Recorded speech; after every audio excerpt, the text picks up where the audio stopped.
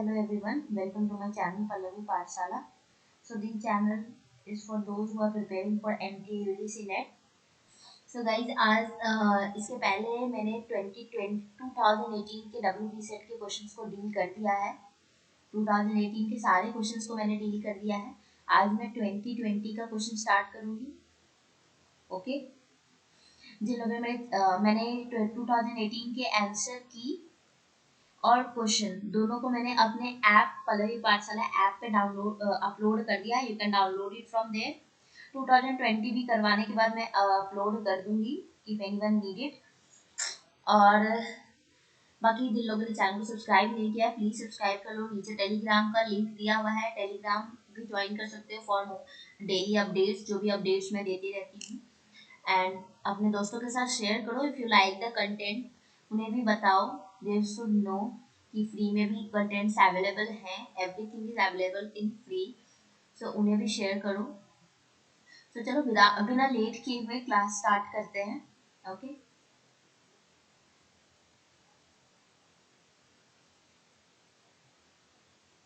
सो ये देखो हमारा 2020 का क्वेश्चन स्टार्ट होने वाला है।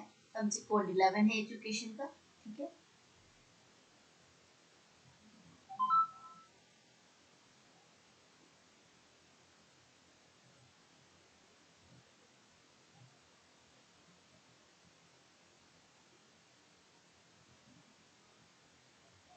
तो सबसे पहला क्वेश्चन हमारा,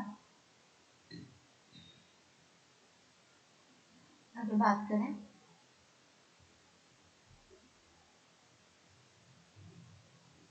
तो UDL इज हेल्पफुल फॉर। ठीक है, UDL किस चीज के लिए हेल्पफुल है? तो गाइज UDL का मतलब है यूनिवर्सल डिजाइन लर्निंग। ठीक, यूनिवर्सल डिजाइन लर्निंग जो कि फोकस करता है फ्लेक्सिबिलिटी पे।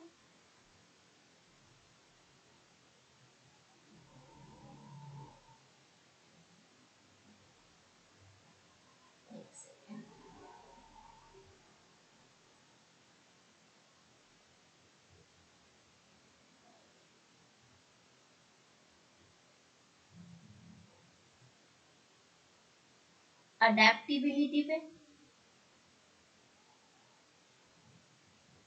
ठीक है, और अलग अलग अलग तरह के स्टूडेंट्स पे। साथ ही साथ ये UDL यानी कि यूनिवर्सल डिजाइन लर्निंग का जो ग्रेट बेनिफिट है वो किस पे है?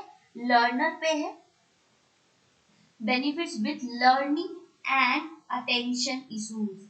जिनको अटेंशन प्रॉब्लम होता है उनके लिए, यानी चिल्ड्रन जो लर्न करना चाहते हैं और जिनको अटेंशन की प्रॉब्लम होती है उनके लिए ये यूनिवर्सल डिजाइन जो है सबसे ज्यादा बेनिफिट है। ये उन बच्चों के लिए भी बेनिफिशियल है जो एवरेज स्टूडेंट है। ठीक है, इस बेसिक UDL के कुछ बेसिक प्रिंसिपल्स हैं, जैसे कि इंगेजमेंट, जिसको कि वाई ऑफ लर्निंग कहा जाता है। ठीक है, दूसरा रिप्रेजेंटेशन। रिप्रेजेंटेशन जिसको कि व्हाट ऑफ लर्निंग, क्या रिप्रेजेंट करने वाले हो, वाई, क्यों एंगेजमेंट चाहते हो। फिर एक्शन एंड एक्सप्रेशन, ये प्रिंसिपल्स हैं इसके, एक्शन एंड एक्सप्रेशन, जिसको कि हाउ ऑफ लर्निंग कहा जाता है। ठीक है, जिसको क्या कहा जाता है? How of learning.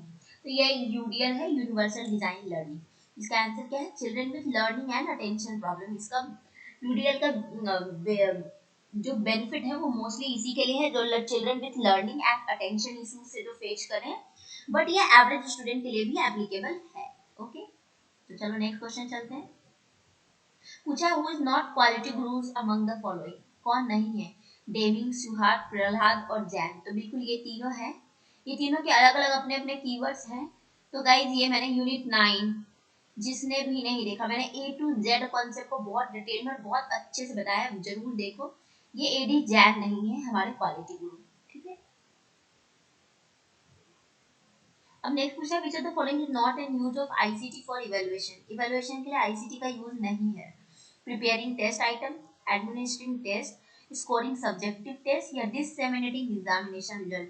तो बिल्कुल एग्जामिनेशन रिजल्ट हम ICT के थ्रू दे सकते हैं, टेस्ट आइटम भी प्रिपेयर कर सकते हैं और टेस्ट ले भी सकते हैं, जो कि हमारा UGC नेट लेता है। लेकिन सब्जेक्टिव टेस्ट को स्कोर करना जो है आईसीटी इवैल्यूएशन के लिए बहुत परफेक्ट नहीं है, यूज नहीं है। ठीक है, हमारा यहाँ पे क्या होगा, 3 का सी होगा। ठीक है, अब आते हैं रूब्रिक। रूब्रिक क्या है पूछ रहा है, क्या लिस्ट ऑफ क्वेश्चंस है जिसको कि असेसमेंट के लिए यूज करते हैं, या कोई क्राइटेरिया का सेट है जो कि असेसमेंट के लिए यूज होगा, या स्टेप्स है जो कि टेस्ट कंडक्ट करने के लिए इस्तेमाल करते हैं, या कोई की है फॉर इवैल्यूएटिंग आंसर सेट। तो आ जाओ, रूब्रिक है क्या। रूब्रिक में क्या होता है, जैसे मान लो हमें किसी का डांस क्वालिटी या डांस के स्किल्स को इवैल्यूएट करना है, तो रूब्रिक जो है वो एक ऐसा कार्ड या किसी पेपर पे बना होता है जिसमें हम क्राइटेरिया लिख देते हैं, किस क्राइटेरिया पे क्या इवैल्यूएशन करना है। पहले से क्राइटेरिया डिसाइड होता है, जैसे मान लेते हैं डांस का मूवमेंट स्किल, डांस का जंपिंग, मतलब जो भी अपना अपना, भाई डांस का बहुत सारा अलग अलग स्किल है, तो उन स्किल्स के क्राइटेरिया पे हमको डिसाइड करना है। Excellent, good, very good, bad, इस तरीके से हमारे पास बना होता है। क्राइटेरिया पहले से सेट है और हम उसको असेसमेंट के लिए इस्तेमाल करते हैं। तो इसलिए यहाँ पे हमारा क्या हो गया, set of criteria use for assessment. Assessment के लिए जो क्राइटेरिया हम यूज कर रहे हैं। ओके, नेक्स्ट चलते हैं। The national institute for empowerment of person with multiple disability कहाँ लोकेटेड होता है। तो ये जो NIE फीड MD है, ये 2005 में ईस्ट कोस्ट रोड में चेन्नई में आया था। ठीक है, चेन्नई तमिलनाडु में लोकेटेड था। ठीक है, 2005 में ये लॉन्च हुआ था, किसके under, ministry of social justice, ministry of social justice and empowerment, government of India,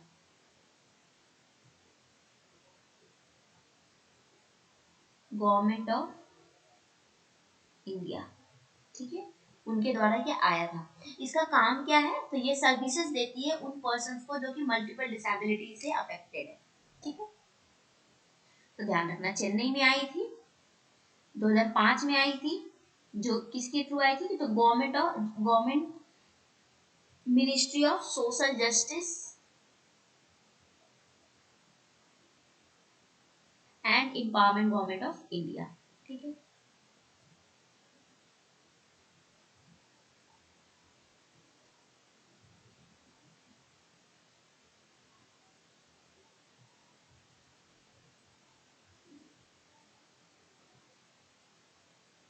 चलो अब 6 क्वेश्चन पूछ रहा, कौन सा जो है करेक्ट नहीं है फॉर मिक्स मेथड रिसर्च, सोचो और बताओ। Follow. It provides in-depth understanding of a problem. It involves qualitative and quantitative data as two distinct types. It combines experimental research with narrative research. It integrates numbers and stories.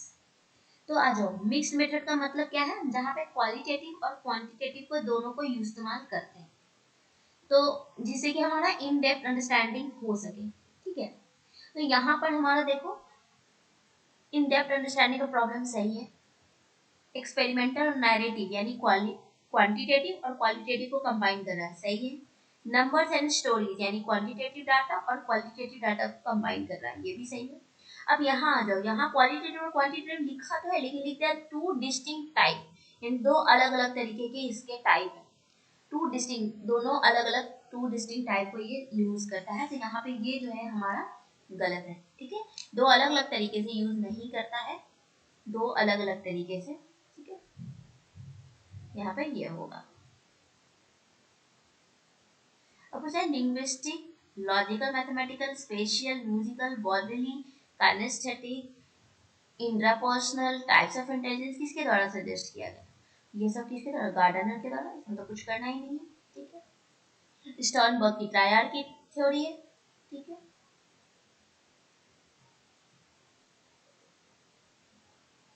पूछ रहा है किसने secondary education commission head किया था, किसने, मुदालिया ने, मैं कुछ बोलना ही नहीं है। ठीक है, Yashpal committee learning without burden की बात करते हैं, राधा कृष्णन कमेटी यूनिवर्सिटी की बात करते हैं, रूरल यूनिवर्सिटी की बात करते हैं, और DS कोठारी तो हमारे ऑल लेवल को डिस्कस करते हैं, 10+2+3। अब पूछा कौन सा स्कूल ऑफ फिलोसफी है जो कि मेंटेन करता है effect pre exist in the cause in a potential condition. क्या बोल रहा है, इफेक्ट जो है पहले से एग्जिस्ट कर रहा है कहाँ, कॉज में, कारण में। ये किसमें होता है, सत्य कार्यवाद, और ये कॉन्सेप्ट किसके अंदर है, सांख्या के अंदर है। ठीक है, सत्य कार्यवाद। नेक्स्ट पूछ रहा है, importance of curriculum in any system of education is, किसी सिस्टम ऑफ एजुकेशन में करिकुलम का इंपॉर्टेंस क्या है।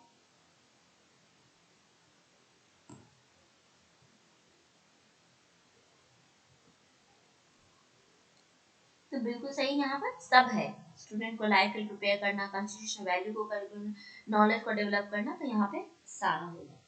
ठीक है, नेक्स्ट चलते हैं फिर।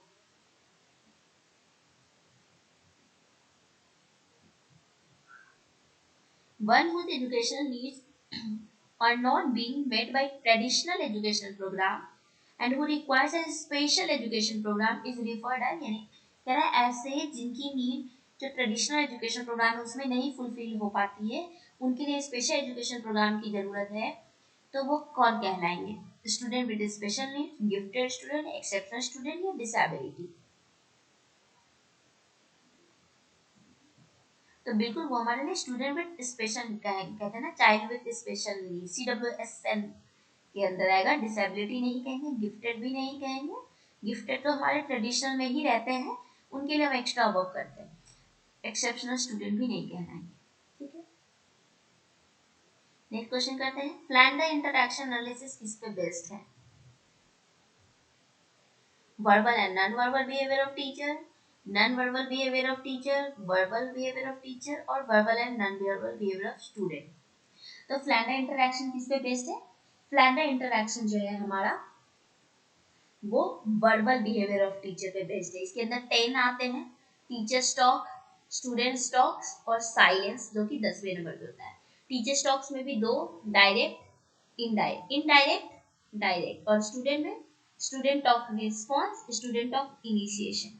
ठीक है, तो ये भी मैंने यूनिट 7 के प्लेलिस्ट में कराया है, डिटेल में हर एक पॉइंट डिस्कस किया है, तो आप वहां से भी देख सकते हो। सॉरी,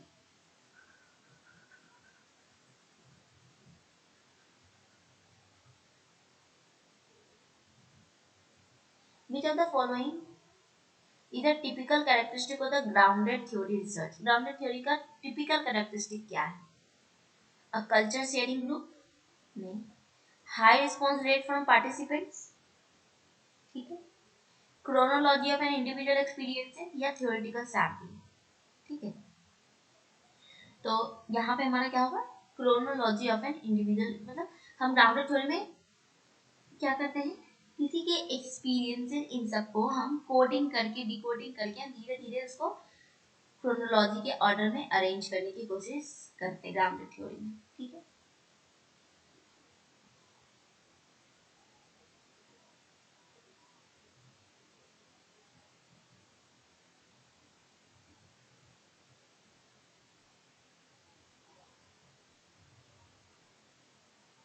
अब next question, in case of pert the sorted times within which an any activity can be completed, यानी सबसे कम टाइम में कौन सी एक्टिविटी कंप्लीट होगी। तो हम लोग जानते हैं प्रोग्राम इवैल्यूएशन रिव्यू टेक्निक जो है वो इवेंट ओरिएंटेड है, और इसके अंदर हम लोग 3 टाइम एस्टिमेट लेते हैं। वो 3 टाइम एस्टिमेट क्या है, ऑप्टिमिस्टिक टाइम, एक्सपेक्टेड टाइम और मोस्ट लाइकली टाइम, ये 3 टाइम होता है पर्ट के अंदर, जिसमें से सबसे कम टाइम, यानी कहने का सेंस है ये प्रोग्राम इवैल्यूएशन रिव्यू टेक्निक कहता है कि एक ऐसा टाइम भी हो सकता है जिसमें मेरे पास हमको जो जो चाहिए अपने काम के लिए वो सब अवेलेबल है, एक बार में एक जगह पे अवेलेबल है, जिसकी वजह से हमें सबसे कम टाइम लगता है। तो इसका आंसर तो होगा शॉर्टेस्ट टाइम, ऑप्टिमिस्टिक टाइम के लिए शॉर्टेस्ट टाइम। ठीक है, बट बाकी टाइम क्या है, तो जो मोस्ट लाइकली टाइम है ये वो टाइम होता है, ठीक है, मोस्ट लाइकली टाइम जो है ये वो टाइम होता है जहां पर हम नॉर्मल सर्कमस्टांसेस में किसी काम को कंप्लीट कर रहे हैं। नॉर्मल मतलब कोई सामान है भी नहीं भी है, इधर भी डालना है उधर भी डालना है, ला करके नॉर्मल सर्कमस्टांसेस में, ये क्या है, ये नॉर्मल नहीं, यहाँ पे सब कुछ अवेलेबल, हमको कहीं जाने की जरूरत ही नहीं, एक ही जगह पे, ये नॉर्मल सर्कमस्टांस नहीं है, इसलिए ये सबसे कम टाइम देता है, ये मोस्ट लाइकली टाइम है। ठीक है, ये बोलता है नॉर्मल सर्कमस्टांसेस है, जैसे सबके साथ होता है वैसे ही नॉर्मल है। और एक जो तीसरा टाइम, एक्सपेक्टेड तो ओवरऑल होता है तीनों को जोड़ के, जो तीसरा होता है वो पेसिमिस्टिक होता है। पेसिमिस्टिक टाइम क्या बोलता है? पेसिमिस्टिक टाइम ये वो टाइम है जहाँ पे हमको सबसे ज्यादा टाइम लगता है, मैक्सिमम टाइम, मतलब यहाँ पे कुछ है ही नहीं हमारे पास, हर कुछ को अरेंज करने के लिए, हर कुछ को लाने के लिए, हर एक्टिविटी के लिए हमें टाइम लगेगा, तो ये सबसे मैक्सिमम टाइम का एस्टिमेट देता है। ऑप्टिमिस्टिक सबसे शॉर्ट टाइम का एस्टिमेट देता है, मोस्ट लाइकली हमें नॉर्मल टाइम का एस्टिमेट देता है, और पेसिमिस्टिक मैक्सिमम टाइम का एस्पेक्ट देता है। और इन्हीं तीनों को मिला के हमें एक्सपेक्टेड टाइम निकालते हैं, और वो कैसे निकालते हैं? वो निकालते हैं optimistic time estimate plus 4 into most likely time estimate plus pessimistic time estimate upon 6। ठीक है, हम इस तरीके से करके निकालते हैं एक्सपेक्टेड टाइम। तो क्लियर है ये भी? अब पूछा है two or more methods are mixed up for teaching, the teaching method will be known as, किस चीज लगाएगा? तो याद रखो, इसको हम यहाँ से ऐसे समझाते हैं, कंबाइंड मेथड है, होमोजेनियस है, इलेक्ट्रिक और सिंगल है। याद करो, हम लोग जब गाइडेंस एंड काउंसलिंग पढ़ते हैं तो उसमें पढ़ते हैं एक डायरेक्टिव, नॉन डायरेक्टिव और एक इलेक्टिव काउंसलिंग। इलेक्टिव काउंसलिंग का टर्म क्या था कि जहाँ पे हम इन दोनों को इस्तेमाल करते हैं, तो उसी तरीके से मेथड ऑफ टीचिंग के अंदर भी हमारा इलेक्टिव काउंसलिंग, इलेक्टिव मेथड होगा, जहाँ पे हम एक से अधिक मेथड को या दो से अधिक मेथड को कंबाइन कर रहे हैं, मिक्स कर रहे हैं। ठीक है, तो इलेक्ट्रिक मेथड होगा। इलेक्ट्रिक टर्म ही यूज करते हैं जब दो या दो से अधिक को मिक्स कर रहे होते हैं। ठीक है, बाकी नहीं होगा।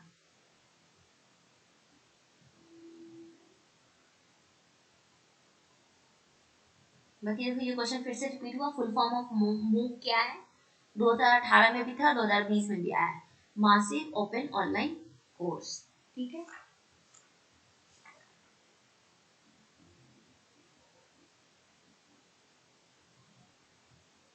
मुझे in India all the general teacher education किसके द्वारा गवर्न होता है? किसके द्वारा होता है भाई? बिल्कुल एनसीटी के द्वारा होता है। अब ये बहुत अच्छा एक कॉन्सेप्ट है। पूछा Taylor's level of theory of creativity describes creativity and existing in, जो टेलर्स हैं इनका पूरा नाम है इरविंग ए टेलर। ठीक है, इरविंग ए टेलर, और इन्होंने क्रिएटिविटी की थ्योरी दी थी जिसमें इन्होंने क्रिएटिविटी को 5 लेवल में बांटा, ऐसे हायरार्की के फॉर्म में।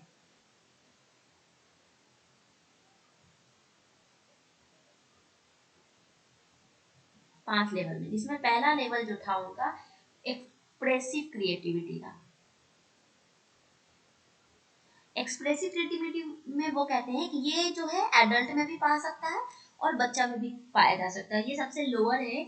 यहाँ पे एक ऐसा, जो मुझे आर्ट नहीं आता लेकिन बोला गया है ड्राइंग बनाने के लिए, तो हम कुछ भी कलर्स के साथ कर रहे हैं। जैसे छोटे बच्चों को कलर्स देते हो तो वो कुछ भी बनाने की कोशिश करते हैं, वो अपने मन से क्या बना रहे होते हैं पता नहीं होता।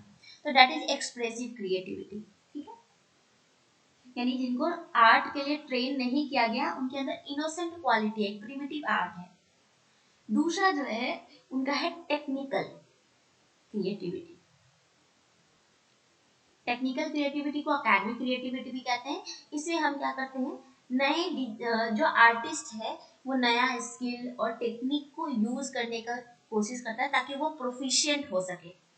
क्या हो सके? प्रोफिशिएंट। ठीक है, नए स्किल्स नए टेक्निक्स को इस्तेमाल करता है ताकि वो प्रोफिशिएंट हो सके। नेक्स्ट है हमारा टेक्निकल के बाद इन्वेंटिव।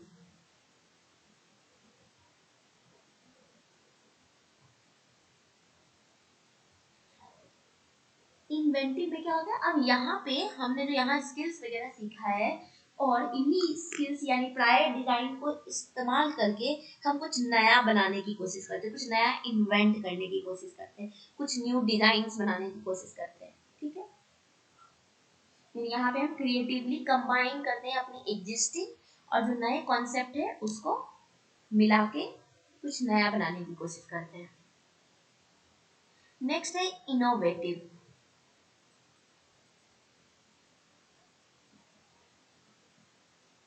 इनोवेटिव में वो क्या बोलते हैं, इनोवेटिव में बोलते हैं कि अब यहाँ पे जो आर्टिस्ट है वो ओरिजिनल हो गया, मतलब सब कुछ नया ओरिजिनल, कुछ नहीं आया हो, इसके पहले वो चीज नहीं डेवलप हुआ होगा, ओरिजिनल लेवल पे आ गया है। और सबसे आखिरी को बोलते हैं इमर्जेंट क्रिएटिविटी। जिसको कि वो जीनियस के टर्म में बोलते हैं कि ये जीनियस हो गया। यानी हायरार्की मेरी ऐसे बनी है, टोटल 5 लेवल की थ्योरी ऑफ क्रिएटिविटी है, एक्सप्रेसिव, टेक्निकल, इन्वेंटिव, इनोवेटिव और इमर्जेंट।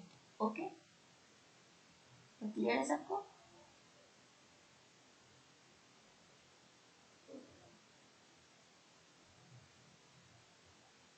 18 कर चुके थे। अब प्रकृति किस फिलोसफिकल कंपोनेंट से बना है? तो हम जानते हैं प्रकृति किससे बना है, 3 गुना से बना है।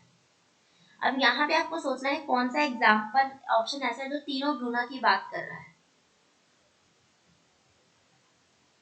आंसर दो। तो बिल्कुल 3 गुना कौन है हमारे, सत्व, रजस और तमस। ठीक है, सत्व किसकी बात करता है, इसेंस की बात करता है। रजस में बहुत एनर्जी होता है और तमस इनर्शिया, शांति, रुका हुआ है, डार्कनेस। तो हमारा क्या होगा, ये होगा। ठीक है,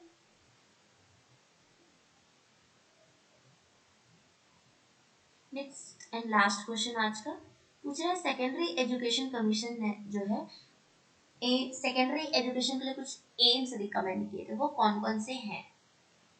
सिटीजनशिप को, डेमोक्रेटिक सिटीजन को डेवलप करने के लिए, वोकेशनल एफिशिएंसी को डेवलप करने के लिए, लीडरशिप को डेवलप करने के लिए, या पर्सनालिटी को डेवलप करने के लिए। तो सेकेंडरी एजुकेशन कमीशन उन्होंने इन चारों की बात कही है, इसलिए 1 2 3 और 4 होगा। ठीक है,